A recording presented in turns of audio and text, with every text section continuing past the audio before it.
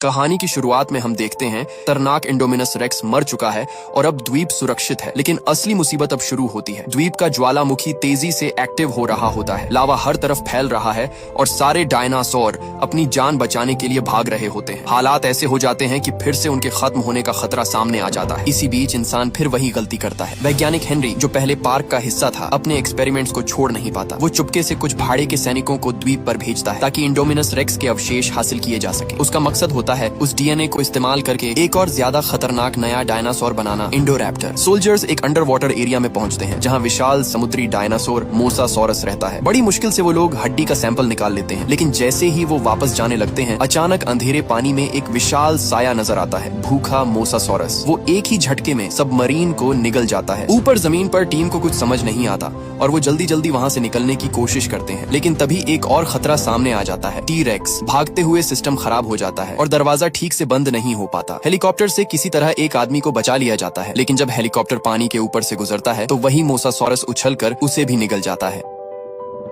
आखिर में मिशन पूरा तो हो जाता है, लेकिन 3 लोगों की जान चली जाती है और मोसासॉरस आजाद हो जाता है। उधर इस पूरी घटना की खबर दुनिया भर में फैल जाती है। अमेरिका की सीनेट में बहस शुरू होती है, क्या इन डायनासोर को बचाया जाए या उन्हें अपने हाल पर छोड़ दिया जाए। कुछ लोग उन्हें बचाने के पक्ष में होते हैं, लेकिन डॉक्टर मैल्कम जैसे लोग इसका विरोध करते हैं, क्योंकि उनके हिसाब से इंसान पहले ही बहुत बड़ी गलती कर चुका है। कहानी आगे बढ़ती है और अब फैसला इंसानों के हाथ में आ जाता है। एक तरफ कुछ लोग कहते हैं कि डायनासोर्स को बचाना नहीं चाहिए। उनका मानना होता है कि ये जीव पहले ही लाखों साल पहले खत्म हो चुके थे और इन्हें वापस लाना कुदरत के खिलाफ था। अब जब आइलैंड पर ज्वालामुखी फटने वाला है तो इन्हें उसी के साथ खत्म हो जाने देना चाहिए, यही सही होगा। डॉक्टर मैल्कम भी इसी बात का समर्थन करते हैं, लेकिन उनकी इस बात पर वहाँ मौजूद लोग गुस्सा हो जाते हैं और उन्हें बेरहम तक कह देते हैं। दूसरी तरफ कुछ लोग डायनासोर्स को बचाने के हक में होते हैं। इस तरफ की लीडर क्लेयर होती है, जो पहले पार्क चलाती थी लेकिन अब डायनासोर्स को बचाने के लिए काम कर रही है। वो हर जगह लोगों से मदद मांगती है ताकि डायनासोर्स को बचाने के लिए कोई कानून बन सके, लेकिन आखिर में हुकूमत साफ मना कर देती है। वो कहती है कि इस मामले में कोई कार्रवाई नहीं होगी। ये सुनकर क्लेयर पूरी तरह टूट जाती है, क्योंकि उसकी सारी मेहनत बेकार चली जाती है। तभी अचानक उसे एक फोन आता है जो उसकी उम्मीद वापस जगा देता है। उसे एक बड़े आलीशान घर में बुलाया जाता है जिसका मालिक बेंजामिन होता है, वही आदमी जो पहले जुरासिक पार्क के फाउंडर का पार्टनर रह चुका होता है। वहाँ पहुंचकर क्लेयर को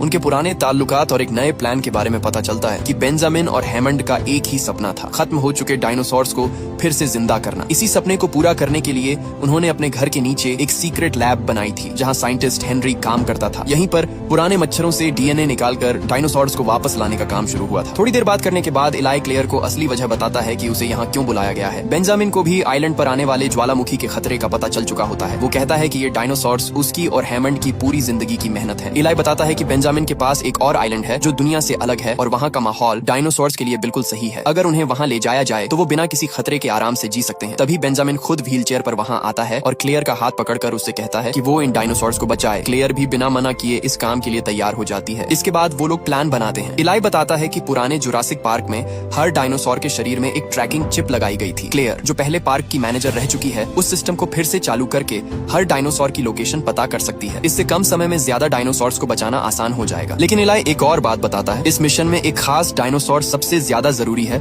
और वो है ब्लू रैप्टर, क्योंकि वही इस पूरे प्लान की सबसे अहम कड़ी बनने वाली है। इलाई क्लेयर को बताता है कि रैप्टर लड़ाकू डायनासोर वैसे ही बहुत समझदार होते हैं और ट्रेनिंग की वजह से ब्लू तो और भी ज्यादा इंटेलिजेंट है। वो कहता है कि ब्लू शायद धरती का दूसरा सबसे समझदार जीव है। 3 साल पहले हुई लड़ाई में 4 में से 3 रैप्टर मर चुके हैं, इसलिए अब किसी भी हालत में ब्लू को बचाना बहुत जरूरी है। यहाँ एक जरूरी बात सामने आती है, इन डायनासोर्स को शिफ्ट क्यों करना पड़ रहा है। असल में आइलैंड पर पैदा होने से पहले ही उनके डीएनए में बदलाव किया गया था ताकि सारे डायनासोर्स फीमेल हों और वो खुद से बढ़ न सकें। मतलब अगर उन्हें अभी नहीं बचाया गया तो उनकी पूरी प्रजाति हमेशा के लिए खत्म हो जाएगी। जब क्लेयर कहती है कि ब्लू को पकड़ना आसान नहीं होगा तो इलाई उसे सलाह देता है कि वो ओवेन को इस मिशन में शामिल करे। क्लेयर और ओवेन पहले साथ थे, लेकिन इंडोमिनस रेक्स वाली घटना के बाद उनका रिश्ता टूट गया था। ओवेन बताता है कि उसे पहले ही इस मिशन के लिए बुलाया गया था, लेकिन उसने मना कर दिया था क्योंकि वो अपनी नई जिंदगी में खुश था। क्लेयर उससे ज्यादा बहस नहीं करती, बस इतना कहती है कि वो अपने अंदर की अच्छाई को नजरअंदाज न करे और वहाँ से चली जाती है। बाद में ओवेन अपने पुराने वीडियो देखता है जिसमें वो रैप्टर्स को ट्रेन करता था। उसे याद आता है कि 4 में से अब सिर्फ ब्लू ही बची है। आखिरकार वो अपने दिल की सुनता है और इस मिशन में शामिल होने का फैसला कर लेता है। अब एक टीम तैयार होती है। क्लेयर, ओवेन, एक डॉक्टर और एक प्रोग्रामर, सब लोग प्लेन में बैठकर आइलैंड की तरफ निकलते हैं। कुछ ही समय में वो वहाँ पहुँच जाते हैं। जो आइलैंड पहले हजारों टूरिस्ट से भरा रहता था, अब ज्वालामुखी की वजह से खतरे की जगह बन चुका है। वहाँ उनका सामना एक भाड़े के सैनिकों के लीडर से होता है,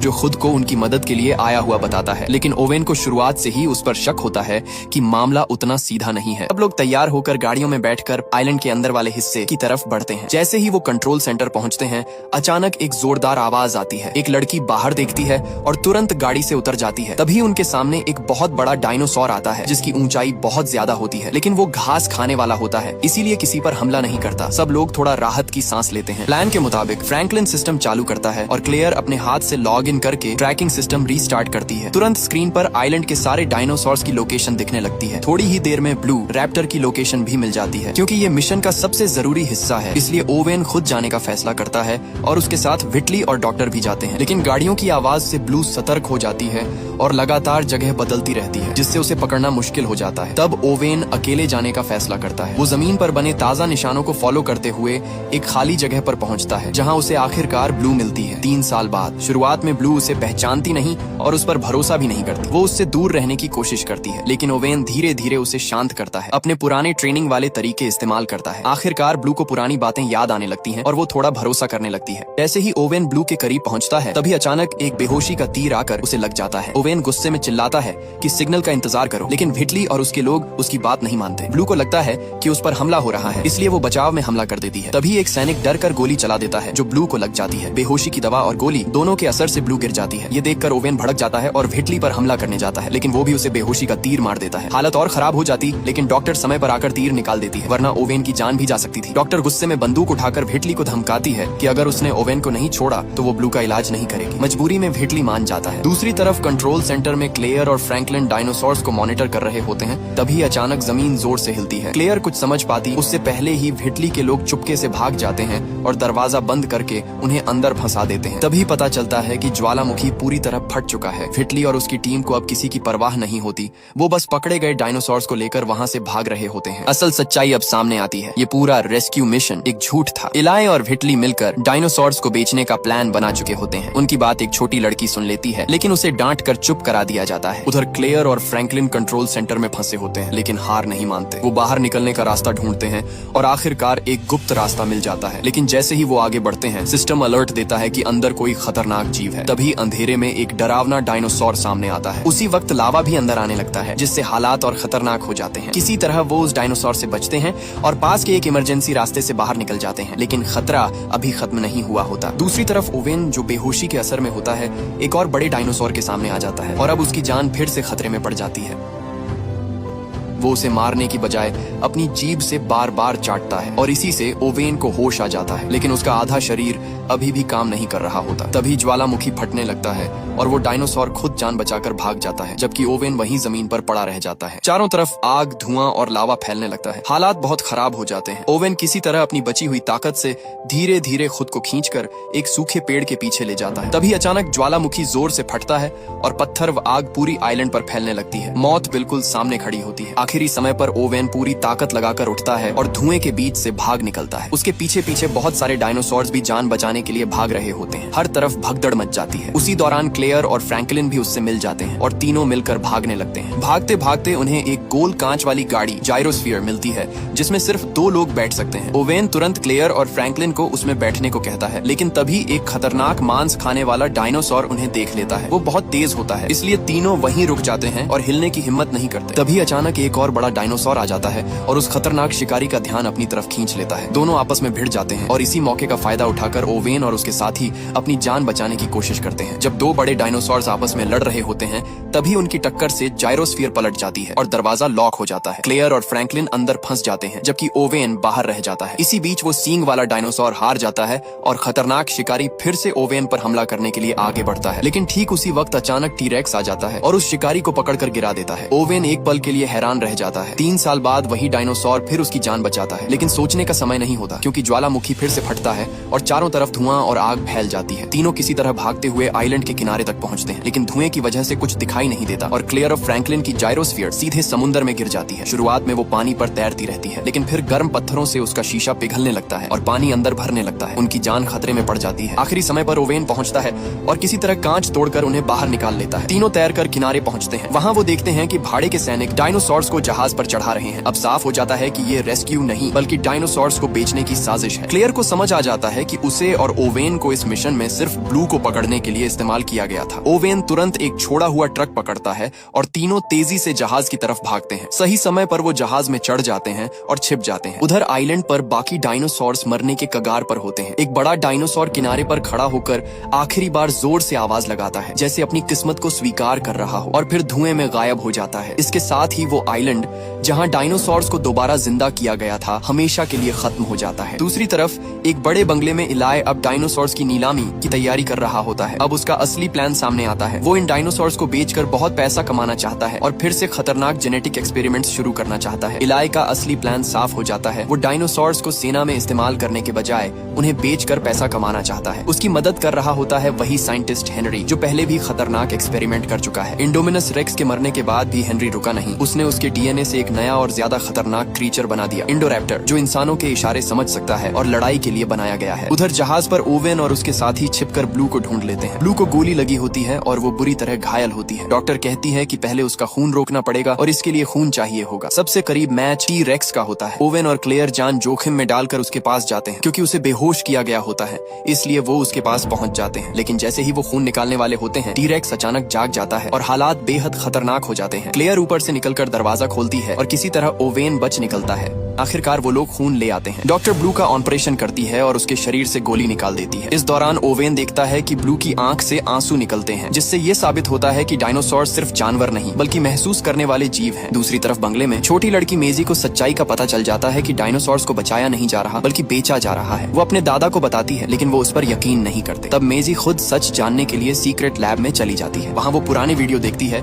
तभी इलाई और हेनरी भी वहाँ आ जाते हैं। वो लोग इंडोरैप्टर के बारे में बात कर रहे होते हैं और बताते हैं कि ब्लू इस नए क्रीचर को पूरा करने की आखिरी कड़ी है। हेनरी इस प्रोजेक्ट को लेकर पागल हो चुका होता है, जबकि इलाई को सिर्फ पैसों से मतलब होता है। उसे ब्लू की जान की कोई परवाह नहीं होती। वो सिर्फ ये देख रहा होता है कि नया बनाया गया खतरनाक डायनासोर कितने में बिकेगा। इसी बात पर उसका और हेनरी का जोरदार झगड़ा हो जाता है। दूसरी तरफ मेजी ये सब छुपकर सुन रही होती है। अचानक एक बंद कमरे के पीछे से कोई खतरनाक क्रीचर उसे पकड़ने की कोशिश करता है, लेकिन वो किसी तरह बचकर भाग जाती है। तभी इलाई उसे देख लेता है और उसे कमरे में बंद कर देता है। उधर जहाज आखिरकार किनारे पहुंच जाता है। फ्रैंकलिन गलती से मजदूरों के बीच फंस जाता है और उसे भी डायनासोर्स उतारने के काम में लगा दिया जाता है। वहीं ओवेन और क्लेयर छुपकर एक ट्रक में बैठ जाते हैं और डायनासोर्स के साथ उसी काफिले में बंगले की तरफ पहुंच जाते हैं। जैसे ही डायनासोर्स को कंटेनरों से निकालकर लिफ्ट के जरिए नीचे ले जाया जाता है, जोरदार आवाजें आने लगती हैं। ये आवाजें बेंजामिन तक पहुंचती हैं और उसे मेजी की बात याद आती है। तब उसे समझ आता है कि उसका डायनासोर्स को बचाने वाला प्लान असल में नीलामी में बदल दिया गया है। वो तुरंत इलाई को बुलाता है और उससे सच्चाई पूछता है। अब जब इलाई को लगता है कि उसकी सच्चाई सामने आ गई है और वो पकड़ा जा सकता है, तो वो हद पार कर देता है। वो बेंजामिन को ही मार देता है। दूसरी तरफ ओवेन और क्लेयर भी अंदर घुसने की कोशिश कर रहे होते हैं, लेकिन गार्ड उन्हें पहचान लेते हैं और पकड़कर नीचे बंद कर देते हैं। थोड़ी देर बाद इलाई उनके सामने आता है और अपने काम को सही ठहराने की कोशिश करता है, लेकिन ओवेन और क्लेयर उसकी बातों में नहीं आते और उसे जवाब देते हैं। अब इलाई का ध्यान पूरी तरह अपने अगले कदम पर होता है, डायनासोर्स की नीलामी। बड़े बड़े अमीर लोग वहाँ पहुँचने लगते हैं। उधर मेजी किसी तरह कमरे से निकलकर अपने दादा के पास जाती है, लेकिन वहाँ पहुँचकर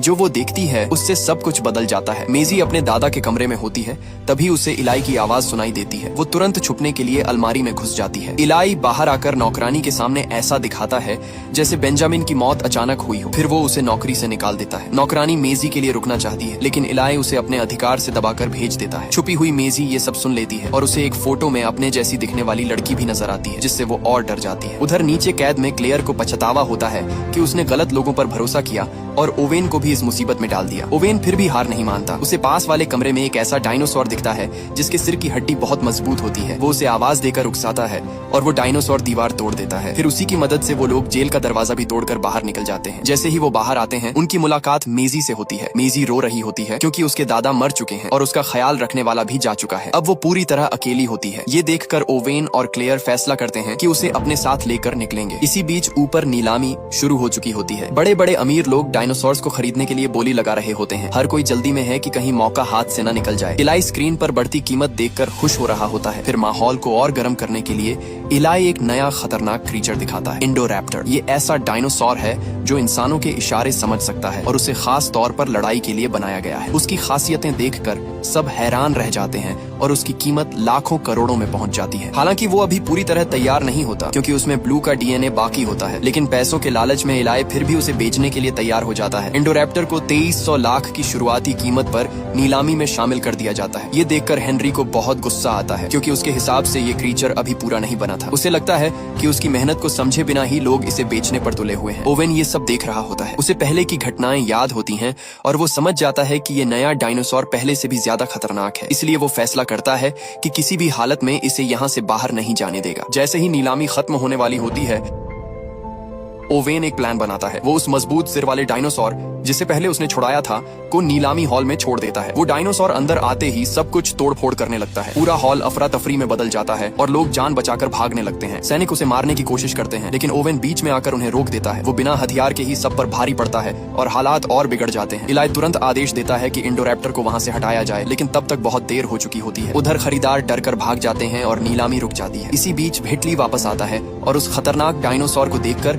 उसके लालच में आ जाता है। वो उसे बेहोशी का तीर मारता है और उसके पिंजरे के अंदर चला जाता है, सिर्फ उसके दांत निकालकर ट्रॉफी बनाने के लिए। लेकिन वो एक बड़ी गलती कर देता है क्योंकि जो डायनासोर उसे बेहोश लग रहा था वो असल में पूरी तरह होश में होता है और अगले ही पल कुछ ऐसा होता है जो सबको हिलाकर रख देता है। वो उस पर हमला कर देता है और व्हिटली अपनी जान गंवा बैठता है। अब ये खतरनाक क्रीचर आजाद हो चुका होता है और पूरा बंगला मौत के खतरे में आ जाता है। उधर ओवेन, क्लेयर और मेजी को अभी तक पता नहीं होता कि इंडोरैप्टर भाग चुका है। वो वहाँ से निकलने की कोशिश करते हैं, तभी इलाई रास्ता रोक लेता है। मेजी को अपने खिलाफ देखकर वो एक बड़ा राज खोल देता है। वो बताता है कि मेजी असल में बेंजामिन की असली पोती नहीं बल्कि उसकी बेटी का क्लोन है जिसे वापस पाने के लिए बनाया गया था। लेकिन इलाई अपनी बात पूरी कर पाता उससे पहले ही इंडोरैप्टर अचानक आकर उसके आदमियों पर हमला कर देता है। ये देखकर सबके होश उड़ जाते हैं और अब हर कोई सिर्फ अपनी जान बचाने के बारे में सोचता है। दूसरी तरफ लैब में हेनरी भागने की तैयारी कर रहा होता है। वो सारे जरूरी सामान पैक करता है और ब्लू का खून भी लेना चाहता है ताकि कहीं और फिर से खतरनाक डायनासोर बना सके। लेकिन डॉक्टर बताती है कि ब्लू के खून में अब दूसरे डायनासोर्स का खून मिल चुका है, इसलिए शुद्ध डीएनए लेना मुमकिन नहीं। इसी बीच फ्रैंकलिन छुप कर आता है और हेनरी को बेहोशी की दवा देकर गिरा देता है। लेकिन जैसे ही वो भागने लगता है,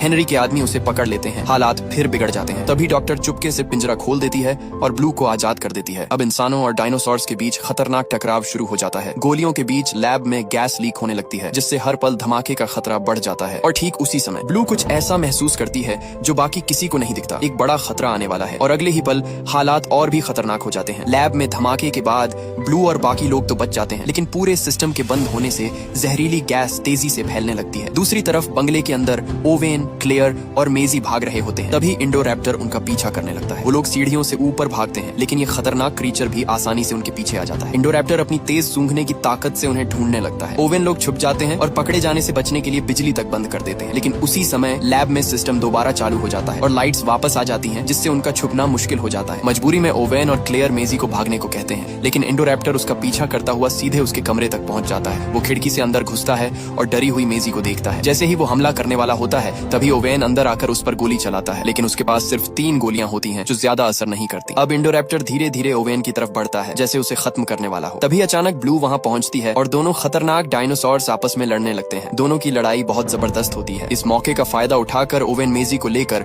वहां से निकलने की कोशिश करता है, लेकिन इंडोरैप्टर गिरने के बाद फिर उठता है और उन्हें घेर लेता है। ऊपर से बारिश शुरू हो जाती है, जिससे हालात और खराब हो जाते हैं और मेजी फिसलने लगती है। जब सब कुछ खत्म होता हुआ लगता है, तभी क्लेयर वापस आती है और इंडोरैप्टर का ध्यान अपनी तरफ खींचती है। ओवेन और क्लेयर मिलकर उसे जाल में फंसाने की कोशिश करते हैं। वो उसे कांच की छत की तरफ ले जाते हैं ताकि वो नीचे गिर जाए, लेकिन इंडोरैप्टर इतनी आसानी से हार मानने वाला नहीं होता। वो वापस ऊपर चढ़ आता है। अब ओवेन के पास कोई प्लान नहीं बचता और तभी आखिरी उम्मीद बनकर ब्लू फिर से सामने आती है, पूरी ताकत के साथ हमला करने के लिए। इंडोरैप्टर के मरने के बाद भी खतरा खत्म नहीं होता, क्योंकि लैब में हुए धमाके की वजह से जहरीली गैस पूरे अंडरग्राउंड में फैलने लगती है। क्लेयर, ओवेन और बाकी लोग समझ जाते हैं कि अगर जल्दी कुछ नहीं किया गया तो वहाँ बंद सारे डायनासोर दम घुटने से मर जाएंगे। आखिरकार दरवाजा खोल दिया जाता है और सारे डायनासोर आजाद होकर बाहर निकल जाते हैं। कुछ जंगल की तरफ भागते हैं, कुछ शहरों के करीब पहुंच जाते हैं। यानी अब इंसान और डायनासोर एक ही दुनिया में साथ रहने वाले हैं। बाहर निकलने के बाद ओवेन और ब्लू का इमोशनल सीन आता है। ओवेन उसे अपने साथ चलने के लिए कहता है, लेकिन ब्लू मना कर देती है। वो इंसानों के साथ नहीं जाना चाहती और अपनी आजादी चुनती है। वो जंगल की तरफ चली जाती है और ओवेन समझ जाता है कि अब उनका रास्ता अलग है। कहानी यहीं ये मैसेज देती है कि इंसान ने अपनी हद पार कर दी थी। जीन टेक्नोलॉजी का इस्तेमाल करके जो दरवाजा खोला गया था उसे अब बंद नहीं किया जा सकता। अब एक नई दुनिया शुरू हो चुकी है जहां इंसानों को डायनासोर के साथ